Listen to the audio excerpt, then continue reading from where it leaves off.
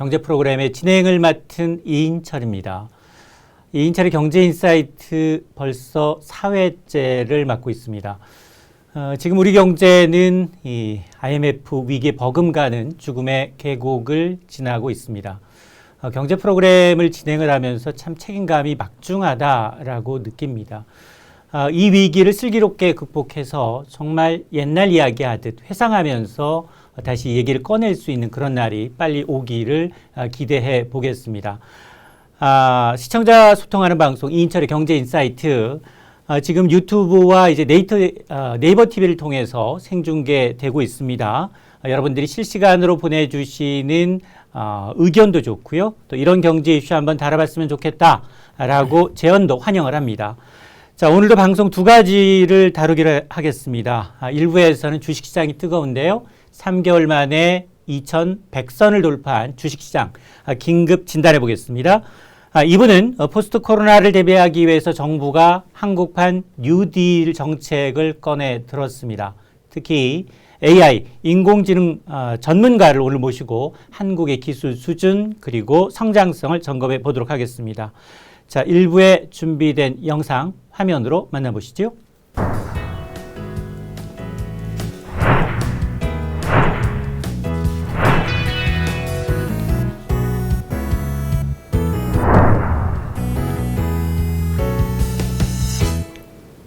네, 주식시장이 정말 뜨겁습니다. 신압으로 고점이 올라가고 있습니다.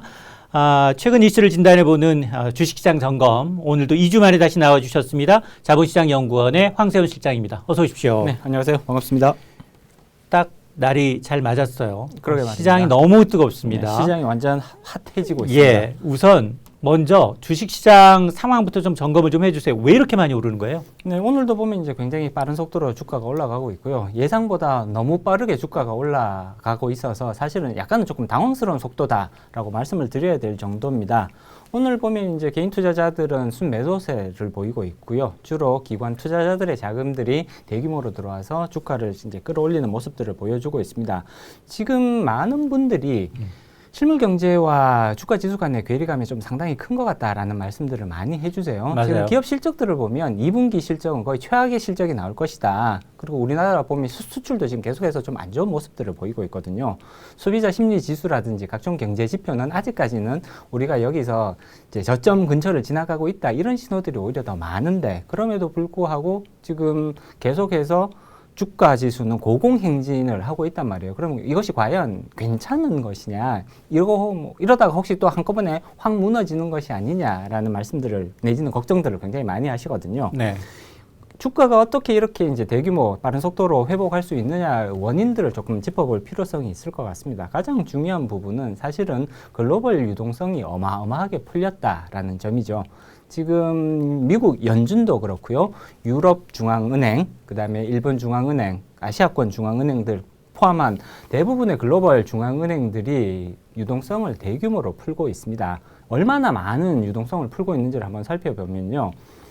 지금 2008년도 글로벌 금융위기가 터졌었죠. 그리고 그때 연준이 그 글로벌 금융위기에 대응하기 위해서 6년간 풀었던 돈이 약 3조 달러가 조금 넘습니다. 6년 동안 3조 달러를 풀었던 거거든요. 네. 근데 지난 3월 이후로 지금 3개월 정도 지났잖아요. 미국 연준의 대차 대조표를 살펴보면 3월 달에 지금 3조 달러가 좀 넘었었거든요. 근데 지금은 7조 달러까지 올라왔습니다. 2배 이상 풀었다는 거네요. 네네. 거의 2배 가까이 지금 불어 있는 상태고요. 그런 얘기는 불과 3개월의 기간 동안 지금 3조 달러가 넘는 돈을 시장에 풀어내고 있다라고 보시면 될 것 같습니다. 돈이 떠받치고 있다는 거 하나고요. 또 하나는 그렇습니다. 이렇게 대규모로 유동성이 풀리게 되면 사실 유동성이 갈 데가 없잖아요. 더더군다나 지금은 제로 금리 시대입니다. 우리나라도 지금 지난번에 한국은행이 0.25% 또 내렸죠. 그러다 보니까 기준금리가 0.5%밖에 안 되고요. 이런 기준금리가 낮은 상태에서 예를 들어 CMA라든지 혹은 MMF에 이제 보통 부동자금들이 많이 몰리는 장소입니다. CMA, MMF라든지 정기 예적금 이런 쪽으로 가보면 금리를 지금 0.3%, 0.2% 이런 식으로 제시를 하고 있습니다. 아무리 돈이 많아도 네. 0.2%, 0.3%에 만족하실 수 있는 투자자분들은 거의 없으실 거거든요. 그러면 뭔가 우리가 대안들을 찾아야 되는데 가장 대표적인 대안, 자산시장들이 주식시장, 그 다음에 채권시장, 그 다음에 부동산시장 이 세 가지가 되겠죠. 네. 근데 채권시장 같은 경우에는 지금까지는 괜찮았습니다. 계속해서 금리가 떨어질 수밖에 없다라는 기대 심리가 있었기 때문에 지금까지는 괜찮았는데 0.5%에서 당분간 한국은행은 더 이상 기준금리를 떨어뜨리지 않을 것 같다라는 전망이 힘을 얻고 있죠. 다시 말해서 채권 가격이 강세 쪽으로 추가적인 강세 쪽으로 가기는 사실 쉽지 않은 상황이라고 예상을 해야 되는 거고요. 부동산 시장 가장 인기 있는 자산 시장이잖아요.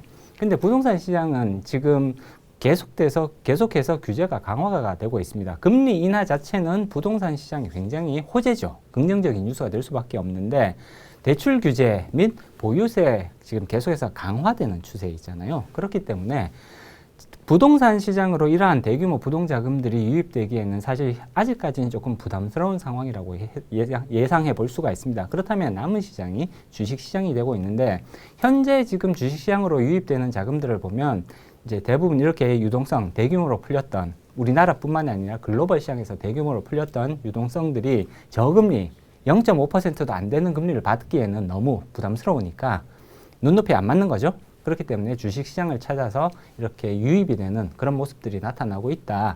그리고 이제 마지막으로 한 가지를 또 짚어보면 지금 코로나19가 계속해서 맹위를 떨치고 있는 국가들이 여전히 많이 있습니다. 네. 그렇지만 2차 확산에 대한 우려는 지금 계속해서 줄어드는 추세에 있다고 볼 수가 있습니다. 많은 지금 여전히 우리도 이제 지난번 이태원 사태라든지 뭐 이렇게 해서 2차 확산이 오는 것이 아니냐 뭐 이런 우려들이 많이 있기는 합니다만 1차 확산에서 우리가 여러 가지 중요한 교훈들을 많이 배웠단 말이에요. 최소한 사회적 거리두기가 충분히 이게 효과가 있는 방식이다. 그리고 일시적으로 확대될 때 또 일시적으로 또 조여주게 되면 또 안정세로 갈 수 있다라는 이런 여러 가지 우리가 어떤 식으로 대응을 해야 될지에 대해서 굉장히 많은 학습을 이미 한 상태이기 때문에 2차 대규모 확산이 발생할 가능성은 점점점 줄어들고 있다. 새로운 약품들도 나오고 있고요. 네. 치료제들 물론 이제 완전히 검증까지는 안 갔습니다만 렘데시비르라든지 혹은 여러 가지 종류의 치료제들이 지금 계속해서 후보 물질들이 시장에 나타나고 있고요. 그리고 백신의 개발 속도, 임상 속도도 점점 빨라지고 있는 것이 사실입니다. 그렇기 때문에 코로나19 사태가 다시 2차 확산 쪽으로 가기보다는 점차 하향 안정화됨으로써 경제 활동이 재개되는 것이 좀 더 빨라질 수 있다는 기대감이 오히려 더 커지고 있거든요. 네. 그렇게 된다면 경제가 이러한 글로벌 경제가 코로나 사태가 발생하기 이전 상황인 작년 12월 또는 올해 1월 정도의 수준까지 빠르게 회복될 가능성들이 높아지고 있다. 이런 부분이 결국은 이제 그러니까 글로벌 대규모 유동성, 그 다음에 제로 금리 상황, 그 다음에 코로나19가 안정화될 것이라는 기대감 이런 것들이 복합적으로 작용하면서 지금 이렇게 생각했던 것보다는 훨씬 빠른 속도의 주가 회복이 나타나고 있다고 해석해 볼 수가 있죠. 예. 그러면 몇 가지만 좀 팩트 체크를 좀 해보죠. 일단 수급이에요. 네. 지난번에도 이제 저가 매수의 기회가 거의 다 소진됐다라고 봤어요. 그 이유는 외국인들이 우리는 아직까지도 뭐 공매도를 금지하고 있고 외국인 입장에서 매력적이지 않다라고 얘기를 했어요. 그러면 수급 측면에서 최근 봤을 때 외국인은 샀다가 팔았다가를 번복하는 것 같습니다. 여전히 유효한 건지 일단 먼저요. 일단 개인 투자자, 쉽게 말해서 동학 개미 운동이라고 부르는 개인 투자자들의 주식시장 참여 속도는 이제 조금씩 둔화되는 모습들이 나타나고 차익을 있습니다. 좀 실현하는 건가요? 네, 그 차익 실현의 욕구가 상당히 강해지고 있다라고 해석을 해볼 수가 있고요. 사실 이제 최근 10거래일 동안 개인 투자자들이 얼마나 순매수를 했는가 혹은 순매도를 했는가 경우에 따라 어떤 날은 순매도를 하신 날도 있고 어떤 날은 순매수를 한 날도 있단 말이에요. 근데 최근 10거래일 동안을 살펴보면 개인 투자자들이 순매도를 보인 날이 5일 있었고요. 물론 오늘은 빼고 5일 있었고 순매수를 보인 날이 5일 있었습니다. 근데 이거를 지난 2월 17일부터 6월 2일까지 73거래일이거든요. 이 기간 동안을 살펴보면 개인 투자자들은 무려 60거래일 동안 개인 투자자들은 73거래일 중에 무려 57거래일 동안 순매수를 했고요. 16거래일 동안만 순매도를 했습니다. 그렇기 때문에 비율로 따져보면 거의 75%에 해당되는 비율로 순매수를 했고요. 반대로 순매도한 날짜는 사실 며칠 안 되거든요. 그렇지만 최근 10거래일 동안만 놓고 보면 순매도로 돌아서는 날이 뚜렷하게 많아졌다. 물론 총 금액을 합쳐보면 여전히 순매수세를 보이고는 있습니다만 그 매수세가 굉장히 뚜렷하게 둔화되고 있다는 것은 분명히 관찰되고 있고요. 예. 저가 매수를 활용하려는 그런 의도보다는 현재로서는 이미 주가가 많이 높아진 상태이기 때문에 차익 실현을 하겠다라는 의지가 더 강해지고 있다. 이렇게 해석이 가능한 부분이고요. 네. 반대로 외국인 투자자들의 움직임을 살펴보면 지난 2월 17일부터 6월 2일까지 외국인 투자자들은 이게 73거래일이거든요.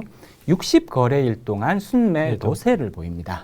그리고 순매수를 한 날은 불과 13일밖에 안 되거든요. 그렇지만 이거를 지난 10거래일로 범위를 좁혀보면 순매수가 5일, 순매도가 5일, 반반 정도 됩니다. 물론 금액으로 합쳐보면 여전히 순매도세를 보이는 건 사실입니다만 빈도수가 분명히 차이가 나타나고 있다. 따라서 외국인들은 이제 한국 시장으로 다시금 진입, 복귀를 준비하고 있는 것이 아니냐 이런 예상들을 조심스럽게 꺼내볼 수가 있는 거죠. 예.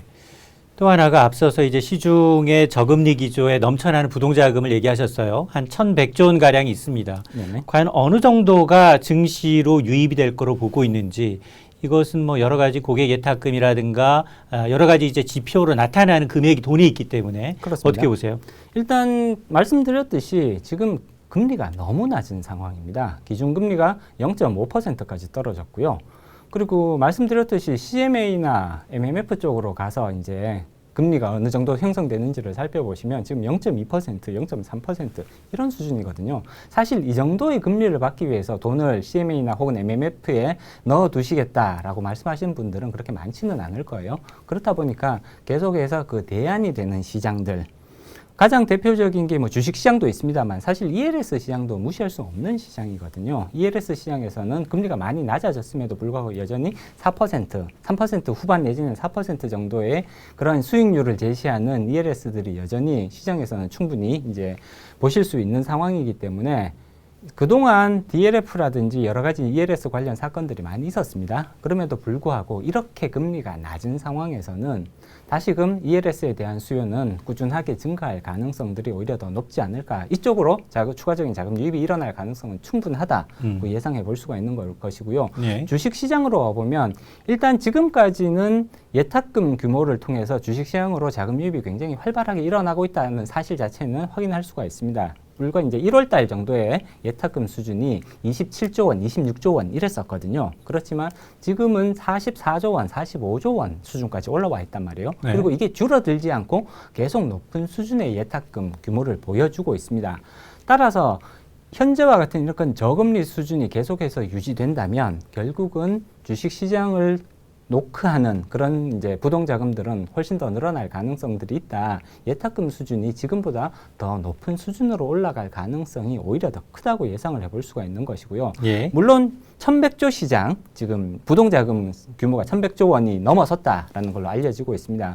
1,100조 원 중에 그럼 과연 어느 정도가 주식시장에 유입될 수 있을 것이냐, 추가적으로 유입될 수 있을 것이냐. 1,100조에 5% 정도 되면 55조 정도 되는 거거든요. 추가적으로 3%에서 5% 수준의 자금 유입은 충분히 가능하지 않을까. 조심스럽게, 물론 조심스럽습니다만 이 정도는 가능하지 않을까라고 예상해 볼 수가 있는 거죠. 이러다 보니까 지금 개인 투자자들 가운데 그동안 조정이 오면 사야지 라고 했던 분들이 좀 안달이 났어요. 이거 나는 올라타지도 못하고 추가적인 조정을 기다리다가 나는 타이밍을 놓친 게 아닌가. 이런 분들의 관심은 자 그러면 지금 이 수준에서 뭘 더 바라봐야만 해. 정부의 정책을 따라갈 건지 뭐 디지털이며 비대면을 바라야 될 건지 아니면 지금 계속해서 시장이 호재만 반영하고 악재는 좀 무시하고 있어요. 지금 의학 전문가들은 대부분 지금 나와 있는 뭐 렘데시비르, 뭐 모더나와 같은 이런 백신의 경우에 연내 상용화가 거의 어려울 수도 있다. 이런 전문가들의 전망이 우세하지만 우리는 그 어떤 테마주로 엮여서 바이오제약이라는 테마주로 엮여서 너무 많이 올랐어요. 주가는 두세 배 오른 것이 굉장히 많습니다. 그렇습니다. 어떻게 보세요, 이슈는? 일단 지금 주가 상승 속도는 대단히 빠른데요. 현재로서는 어느 시점에 조정이 올 것인가를 예상하기는 사실 굉장히 어렵습니다. 조정은 분명히 올 수밖에 없지 않겠느냐라고 봐야 될 것 같고요. 이렇게 빠른 상승 속도, 지금은 이제 주식시장의 자금 유입에 일정 부분 모멘텀이 붙었다고 해석을 해야 될 것 같거든요. 그래서 당분간은 계속해서 이렇게 강한 자금 유입이 일어날 가능성이 높기 때문에 상승세가 지금 2100을 넘어서서 더 상승세가 이어질 가능성은 충분하다고 볼 수가 있습니다. 다만 이제 이렇게 계속 상승세가 이어지다 보면 이제 투자자들이 이 상승세에 너무 익숙해지시는 순간들이 나타날 수밖에 없거든요. 오히려 과거의 경험들을 살펴보면 모두가 계속해서 상승할 것이라고 얘기할 때 오히려 주가의 조정이 찾아오는 경우들이 굉장히 흔히 나타났었다. 그렇기 때문에 시장에서 괜찮냐 아니냐라는 다양한 의견이 나올 때보다 오히려 시장에서 계속 쭉 더 갈 것 같다라는 굉장히 한 방향성의 목소리가 나올 때가 오히려 주가 조정이 임박한 시점이 될 수가 있으니까 이런 부분들은 조금 참조해 주시면 좋을 것 같습니다. 예.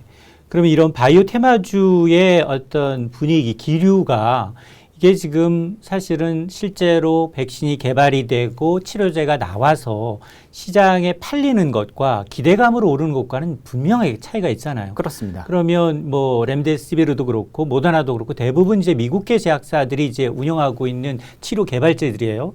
그런데 이제 국내에서도 보면 바이오 테마주는 굉장히 뭐 코스닥 시장을 후끈 달아오르게 하고 있는데 이 테마는 어떻게 보세요? 일단은 조금 속도 조절은 필요한 게 아닌가라는 판단을, 그러니까 평가를 내려야 될 것 같고요. 지금 국내에서도 굉장히 다양한 종류의 치료제 개발 시도들이 분명히 이루어지고 있습니다. 그리고 백신 개발을 위한 노력도 다양하게 이루어지고 있고요. 정부에서도 이런 활동들을 금전적으로 여러 가지 제도적으로 많이 지원을 하고 있는 것이 사실이기 때문에 국내에서도 가시적인 성과가 나타날 가능성은 충분하다고 예상해 볼 수가 있죠. 다만 현재 코스닥에 있는 다양한 종류의 바이오 업체들 주가들 보면 굉장히 빠른 속도로 상승하고 있는데 과연 이 상승이 합리적인 기대에 근거를 하고 있는 것이냐 아니면 막연히 코로나와 관련된 그런 연구 활동을 하고 있다라는 그런 막연한 기대감이냐, 사실 이 양쪽이 다 섞여 있는 그런 이제 상황이라고 평가를 해야 될 것 같고요. 그렇기 네. 때문에 투자자분들은 옥석 가리기를 하는 것이 대단히 중요하다. 지금 내가 관심이 있는 이러한 기업들, 코스닥 바이오 기업들, 코로나와 관련된 그런 이제 치료제라든지 백신을 개발하기 위해서 그런 노력들을 하는 그런 기업들이 실질적으로 충분한 전문성을 가지고 있는지, 혹은 연구 인력을 제대로 확보하고 있는지, 임상 테스트와 관련된 그런 시설들, 장비들 제대로 갖추고 있는지, 그리고 얼마만큼 지금 진척을 보이고 있는지 이런 것들에 대해서 구체적으로 조금 확인하는 모습들은 반드시 필요하다. 사실 기업들 중에 그냥 막연한 기대감 때문에 오르는, 쉽게 말하면 테마성으로 오르는 기업들이 일부 지금 섞여 있는 것이 사실인 것 같고요. 그렇기 때문에 조금 더 보수적인 관점에서 과연 이 기업이 얼마나 합리적인 기대 하에서 치료제라든지 혹은 백신을 개발할 가능성들이 있느냐, 이런 부분에 대해서 조금 더 다시 한번 냉정하게 평가해보는 기회를 가지는 것이 중요할 것 같습니다. 자, 그러면 하반기 증시의 이 변수를 꼽으라면 아마 대부분 첫 손가락으로 미중 2차 패권 전쟁을 들 거예요. 네네.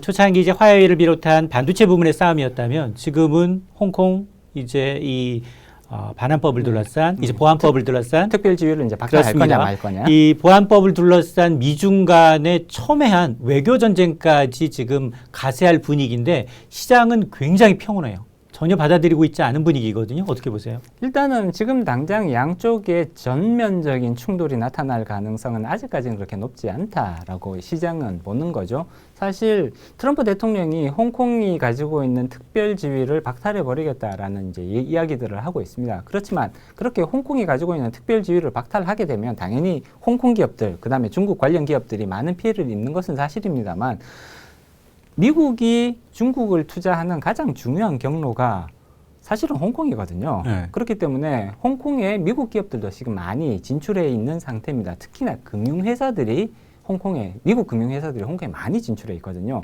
그런 상황에서 홍콩에 대한 특별 지위를 박탈해버리면 사실 홍콩에 진출해 있는 미국 기업들이 있게 되는 피해도 만만치 않을 거란 말이에요. 굉장히 비즈니스가 불편해지고 심지어는 철수를 해야 되는 상황이 발생할 수도 있습니다. 따라서 미국 내부에서조차 홍콩이 가지고 있는 그 특별 지위를 박탈하는 문제는 굉장히 신중하게 접근해야 될 필요성이 있지 않을까라는 목소리들이 나오고 있고요.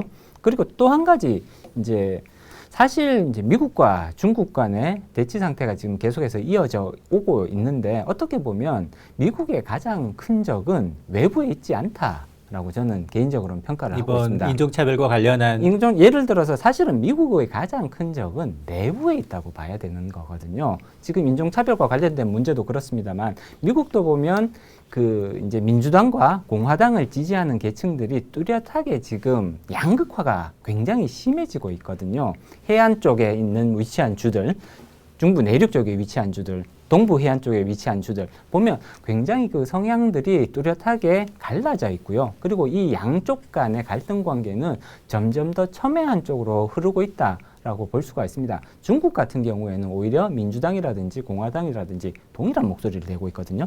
따라서 이런 부분에 있어서 문제보다는 오히려 이런 내부적으로 내분이 일어나는 양극화가 심해지는, 차별화가 오히려 심해지는 이런 내부적인 문제가 오히려 미국의 발목을 잡는 더 큰 요소로 작용할 가능성들이 높아 보이고요. 사실 이번 경우를 봐도 이 그 인종차별과 관련된 이런 내부적인 소요 사태가 사실은 홍콩 특별 지위를 박탈할 거냐 말 거냐에 관련된 이런 논의를 오히려 덮어버리는 그런 이제 형태 그 상황을 보여주고 있단 말이에요. 이런 것들은 결국은 홍콩에 대해서는 당분간은 조금 더 유예적인 자세, 일단은 내부적인 이런 혼란들을 먼저 추스리는 이런 필요성들이 더 크기 때문에 아직까지 시장도 트럼프 대통령의 홍콩 특별지위 박탈에 관련된 언급들을 이건 쉽게 말하면 그냥 이제 겁주기 정도의 그런 이제 수준으로 판단을 내리고 있는 것 같습니다. 예.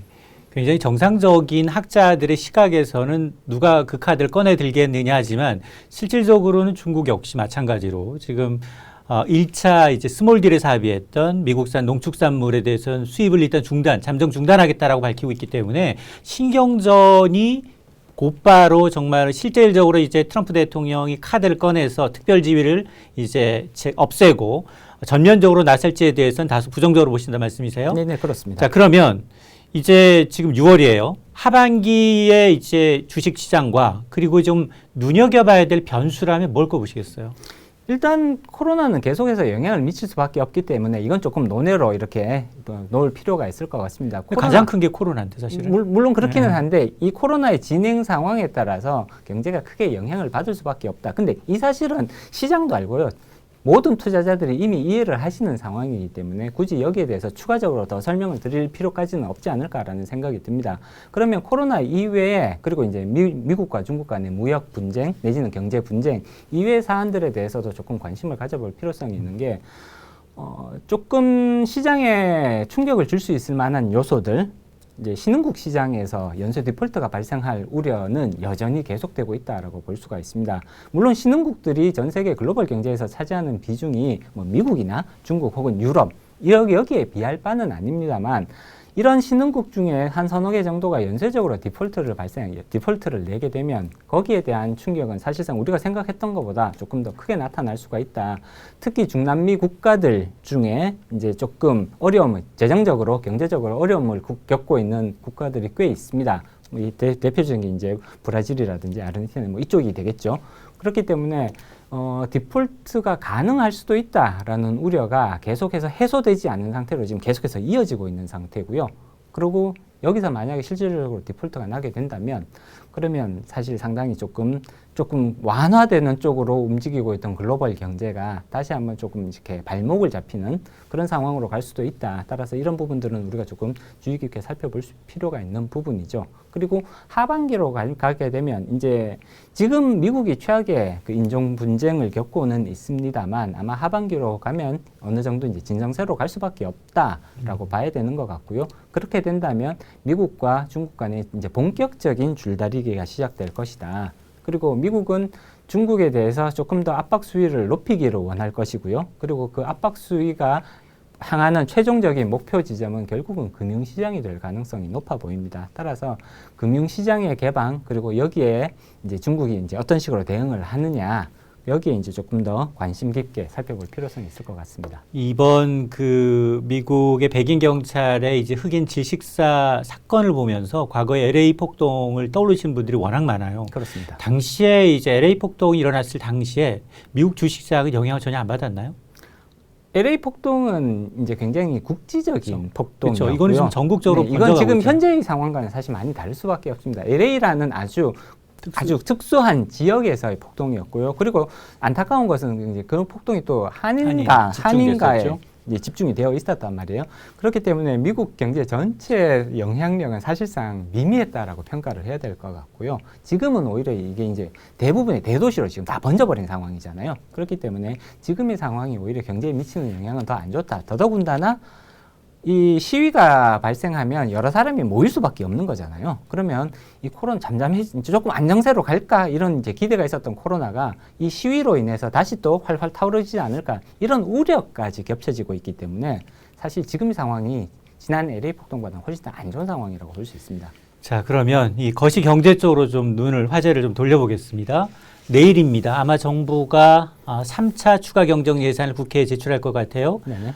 1차에 11조 7천억 원, 그리고 2차에 12조 2천억 원을 집행한 것보다 3차가 더 많다. 훨씬 더 많습니다. 지금 일부 나오는 얘기는 35조? 35조가 넘는 것으로 나타나고 있는데 이게 경기 회복의 마중물이 될까요? 일단은 정부가 대규모로 재정 지출을 하는 것이기 때문에 경제 회복에는 사실은 도움이 될 가능성이 높아 보입니다. 정부가 재정 지출을 늘린다는 것 자체가 GDP 성장률에 유의적인 영향을 미치는 요소인 거거든요. 35조를 더 쓰겠다고 지금 얘기를 하는 거잖아요. 정부 지출. 이전과 같은 그 재난지원금의 지급과 같은 이전 지출이 아니라 이건 직접적인 정부 지출이라고 분류할 수가 있습니다. 그렇기 때문에 우리나라 지금 1년 GDP가 2천조 정도 되거든요. 그리고 여기에 1%가 그러면 20조인 거고요.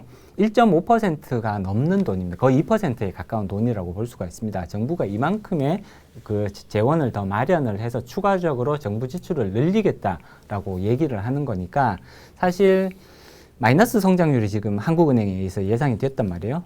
그런데 정부가 이런 식으로 추경 확대를 통해서 정부 지출을 늘리게 되면 마이너스 성장률이 나타나는 것을 막을 가능성들은 조금 높아진다고 봐야죠. 예. 자, 그리고 우리가 긴급재난지원금을 받고서 모든 국민들이 좋아했어요. 지지율이 굉장히 높아졌습니다. 자, 그러다 보니까 일부 지자체, 이재명 경기지사는 2차 긴급재난지원금을 전 국민에게 주자라고 지금 정부에 제언을 했어요. 물론 이 기획재정부 입장에서는 선을 긋고 있지만 2차 긴급재난지원금 얘기 나오는 거 어떻게 보셨어요? 1인당 다시 10에서 20만 원을 더 주는 게 좋을 거라고 보세요? 일단 1차의 효과를 조금 점검할 필요성이 있다라고 봐야 될 것 같습니다. 1차에서 지금 이제 14조 원 정도가 1차에서 풀렸거든요. 이 14조 원이 실질적으로 소비 증가에 어느 정도를 기여하느냐. 사실 8월 달 정도면 8월 달이 가기 전에 그 효과가 어느 정도는 나올 거라고 봅니다. 그렇기 때문에 소비 증가에 어느 정도 유의적인 영향을 미쳤나에 대한 이제 검토 내지는 평가 작업이 먼저 좀 선행될 필요성이 있고요. 소비 진작 효과가 생각보다 크더라. 예를 들자면 소비 진작 효과, 이제 보통 이제 그 지출 승수라는 좀 어려운 개념을 이제 쓰기는 합니다만 소비 진작 효과가 0.2에서 0.3 정도로 낮은 수준이 아니라 예를 들어 0.5 정도로 굉장히 높은 소비 진작 효과가 실제로 발생하더라라는 게 확인이 된다면 그리고 또 한 가지 전제 조건이 있죠. 코로나 사태가 계속해서 완화되는 쪽으로 가는 것이 아니라 코로나로 인해서 계속 경제가 상당히 위축되는 침체되는 모습이 해소되지 않고 계속 이어지고 있다면 이 두 가지 전제 조건이 갖추어진다면 그러면 2차 재난지원금도 충분히 고민해 볼 수 있는 사안이라고 평가해 볼 수 있습니다. 네. 자, 2차 긴급재난지원금에 더 나아가서 일부 지금 야당도 공조하고 있는 것 같습니다. 기본소득이에요. 네네. 기본소득이라는 건 전 국민한테 월 60만 원씩을 준다라는 거예요. 네네. 1년이면 예산이 360조가 들어갑니다. 지금 14조 3천억 원의 이제 1차 긴급재난지원금을 갖고도 석 달간 국론이 분열됐었고요.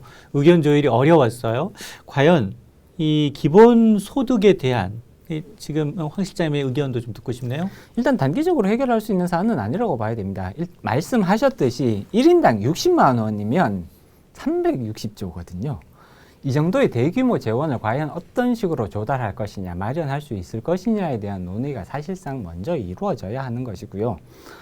기본소득제는 향후에는 도입하는 국가, 물론 도입 형태가 굉장히 다양해질 겁니다. 그렇지만 도입할 가능성은 오히려 증가 추세에 있다고 볼 수가 있습니다. 지금 글로벌 경제에서 가장 심각한 문제는 양극화 문제라고 볼 수가 있습니다. 근데 기본소득은 양극화를 더 부추기는 거죠. 왜냐하면 이거 보편적 속죄여서 부자도 받는 거고 가난한 사람도 받는 거잖아요. 근데 말씀드렸듯이 네. 기본소득제가 시행이 되기 위해서는 그 재원 마련을 어떻게 할 거냐. 사실 이게 핵심 포인트거든요. 재원 마련이 만약 재원 마련 방법이 있다면 그러면 기본소득제를 실시하는 거에 대해서 반대하시는 분보다는 오히려 찬성하는 분이 더 많을 거라고 저는 생각합니다. 재원이 마련되어 있다면. 근데 재원 마련이 요원하잖아요. 사실상 이게 네. 가장 어려운 부분이거든요. 재원 근데 이게 마련이라는 게 두 가지밖에 없죠. 하나는 증세하는 수밖에 세금도 원금받을 수밖에 없어요. 증세밖에 없습니다. 네. 사실 그렇기 때문에 기본소득제를 하기 위한 전제 조건은 세율의 인상입니다. 근데 세율 인상이라는 건 우리가 가까운 일본에서 보듯이 일본의 소비세를 인상하면서 일본 경기는 살아난 듯 하다가 또 꺾였어요. 그렇습니다. 그렇기 때문에 사실은 굉장히 그렇다고 해서 어려운 또 부자에 대한 증세를 얘기하면 다들 기업들은 밖으로 나가겠죠. 안으로 들어오진 않겠죠. 그렇기 때문에 사실은 세제에 있어서는 글로벌 공조가 굉장히 중요합니다.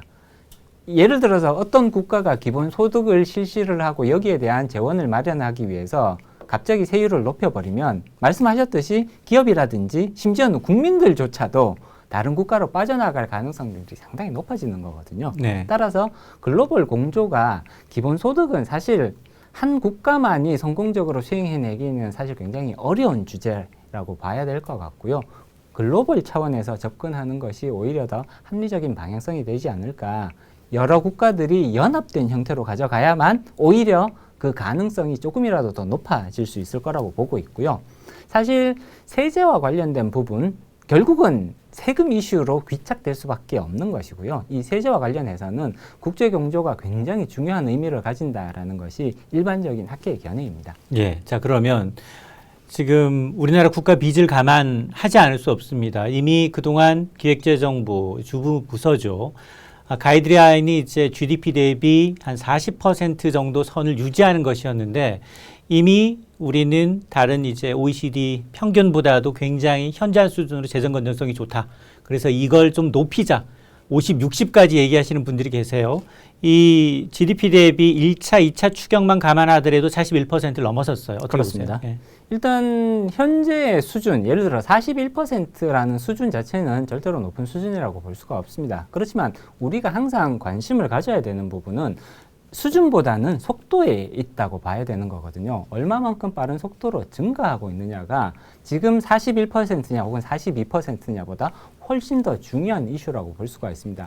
빠른 속도로 증가를 하고 빠른 속도로 부채 수준이 높아지고 있다면 이 41%가 가지는 그 안정적인 의미는 사실상 그렇게 크지 않다고 해석을 해야 되는 것이거든요. 그렇기 때문에 지금 당장 41%냐 혹은 42%냐가 중요한 것이 아니라 증가하고 있는 속도가 과연 우리가 감당할 수 있는 속도로 증가하고 있는 것이냐. 보통 우리가 이걸 비교를 해야 되는 것이 GDP 상승 속도입니다.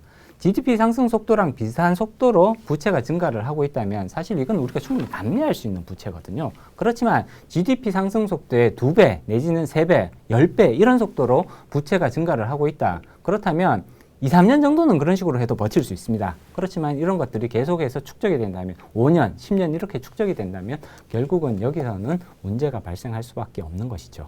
예. 자, 오늘은 시간 관계상 이 황 실장님과는 여기까지 인사를 나누도록 하겠습니다. 다음 기회에 다시 한번 모시죠. 자, 오늘 정보, 좋은 정보 고맙습니다. 네, 고맙습니다.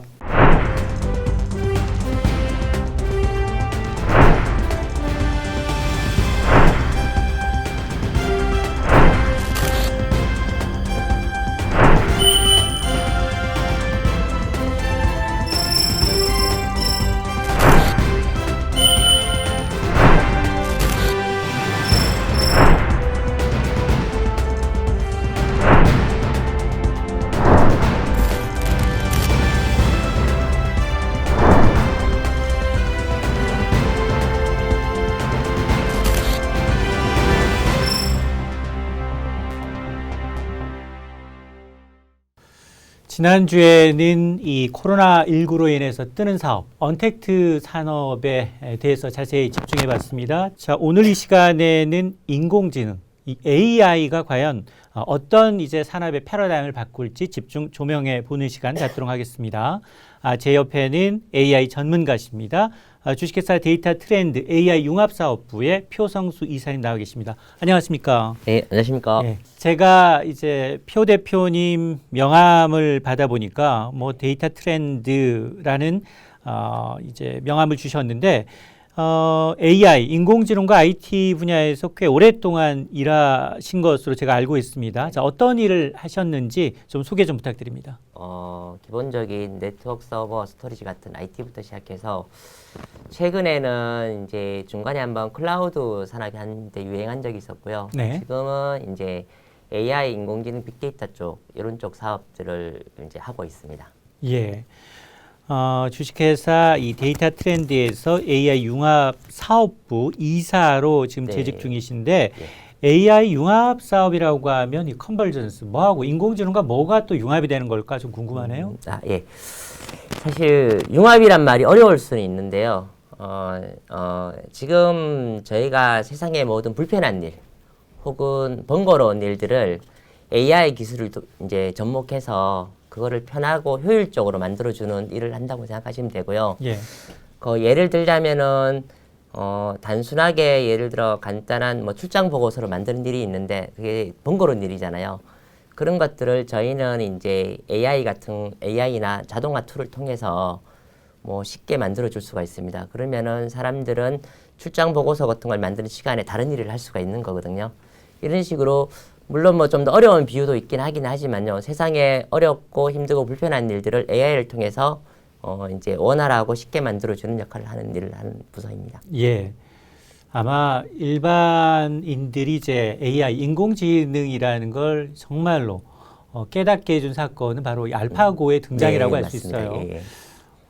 정말 신의 영역이다라고 할 정도로 과거에 학습된 순간을 반복해서 학습하면서 축적된 노하우가 뭐 이세돌 구단과 맞겨루기 해서도 또 네. 승리할 정도를 보면서 인공지능이 정말 우리 미래의 먼 얘기가 아니라 가까이 좀 다가왔다라고 느끼고 있는데 그러면 이 인공지능 시장이 규모는 어느 정도이고 그리고 우리나라의 기술 수준은 세계에서 어느 정도인지도 궁금합니다. 저희가 이제 AI라고 하면은 사람들이 둘이 뭉실할 수가 있는데요.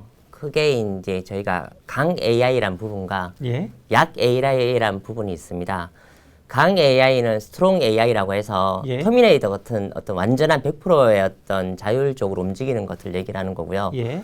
약 AI는 위크 AI라고 해서 이제 업무를 보조하는 역할은 AI라고 합니다. 그래서 저희가 현재는 AI 기술은 사실은 뭐 지금 뭐 터미네이터를 만들지는 건 아니고요. 다만 어떤 분야에 대해서 예를 들어 뭐 콜센터에서는 어떤 챗봇을 대행을 하고 전투하는 군인들한테는 이제 전투 인재를 할 수 있도록 도와주는 예. 이렇게 운송 로봇이나 이런 것들을 이제 그 부분에서 활용을 하고요. 이런 것처럼 현재의 AI 기술은 이제 저희가 통상적으로 쉽게 설명하면은 인간의 업무를 도와주는 역할까지 와 있다고 보시면 되고요. 예. 현재 저희가 매년 정부에서 한 10조 정도 AI 관련된 뭐 AI나 빅데이터 쪽 사업을 투자를 하는 걸로 알고 있고 저희가 이제 관련 시장을 보면은 보통은 정부에서 투자 금액의 최소 2배는 될 것이다. 라고 벌써 이제 20조 정도 되지 않을까 이렇게 보고 있고요. 예. 그 안에는 이제 뭐 삼성전자에서 만드는 요리 로봇에 AI 기술이 들어간다든지 이런 모든 것들 통틀어 볼 수가 있는 겁니다. 예. 예. 자, 지금 현재 AI의 기술 수준을 말씀해 주셨어요. 강 AI, 정말로 기술, 로봇이 모든 걸 다 해줄 수 있는 네, 예. 이제 터미네이터와 같은 이제 자율적 어떤 명령에 의해서 움직이는 네. 그런 이제 인공지능이 있고 또 약 AI라고 해서 인간의 업무를 좀 도와줄 수 있는 뭐 치료든 의료든 네, 생활 맞습니다. 보조든 예. 여러 가지 업무를 도와주는 뭐 챗봇과 같은 것을 언급해 주셨는데 자 그러면 우리나라 기술 수준이 뭐 지금 이 AI나 뭐 빅데이터나 클라우드나 이 4차 산업혁명이 가장 손꼽히는 성장 산업의 네. 기술 수준을 놓고 본다면 AI만을 특화돼서 네. 세계의 수준과 비교하면 어느 정도 수준이에요? 저희가 사실 다른 분야도 마찬가지인데요. 항상 원천 기술이 저희가 항상 부족하다고 얘기를 합니다.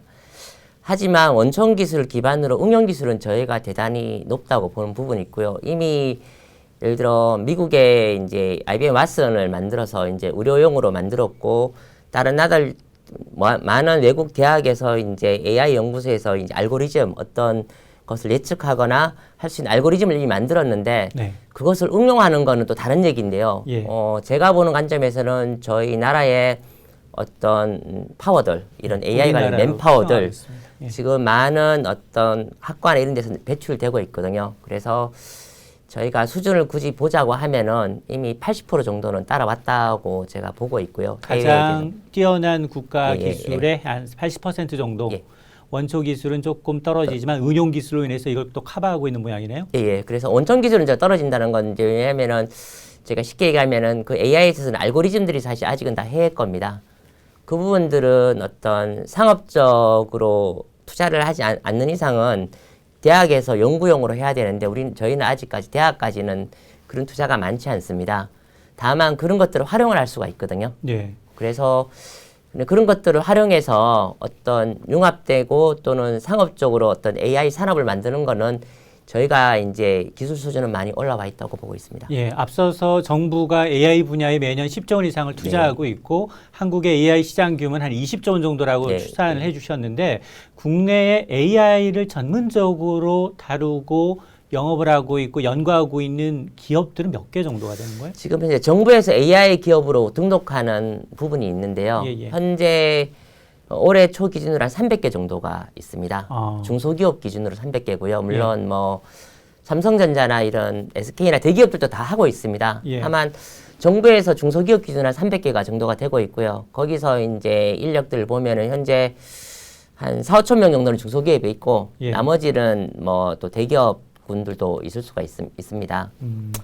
여기가 구인난에 시달리고 있다고 들었어요. 이건 왜 그런 거죠? 일자리 미스매칭인가요? 어떻게 된 겁니까? 지금 현재 정부에 투자하는 거나 산업 방향들이 AI로 가고 있는데요. 예.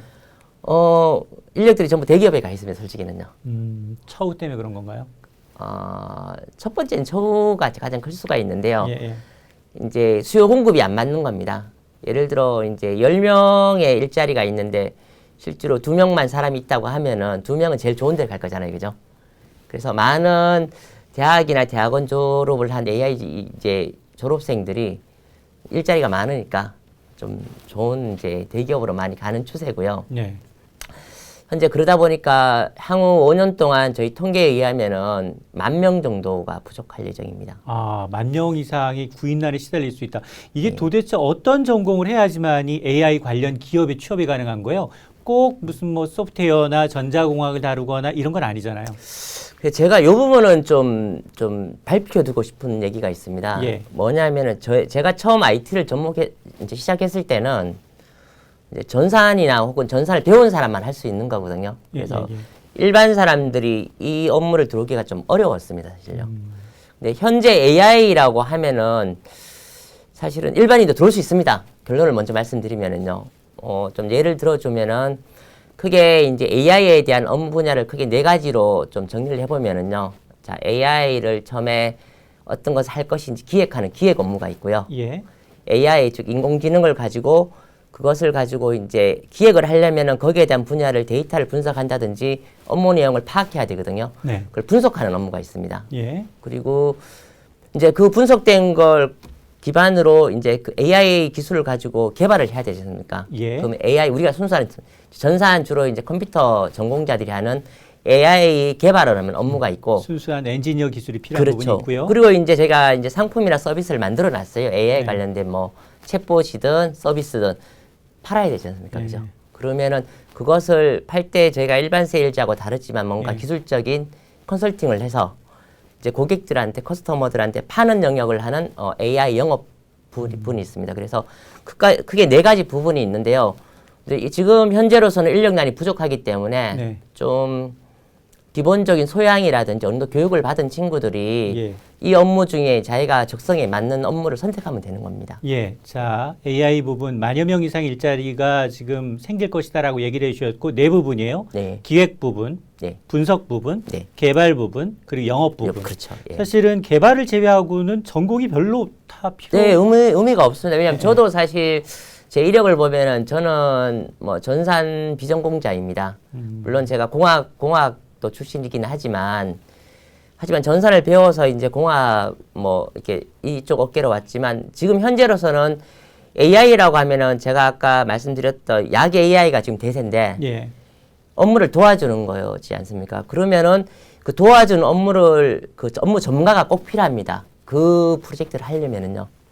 그래서 제가 말씀드리고자 하는 거는 취업난에 취업을 하려는 어떤 젊은이들 중에 이쪽으로 관심이 있으신 분들은 이제 소정의 교육이나 관련 어떤 기본적인 어떤 교육을 받고 나서 이쪽으로 들어오면은 많은 일자리가 있으리라고 보고 있습니다. 예.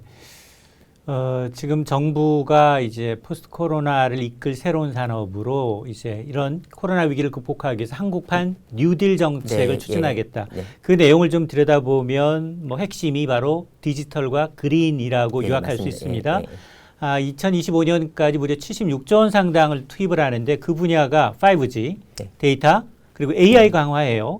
여기 인공지능 분야에 대한 이 투자 확대 내용 어떻게 보셨어요?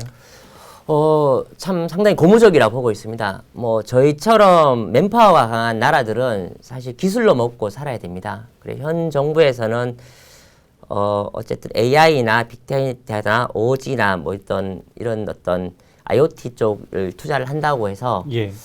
저는 많은 좋은 양질의 일자리가 생기리라고 오히려 보고 있고요. 예.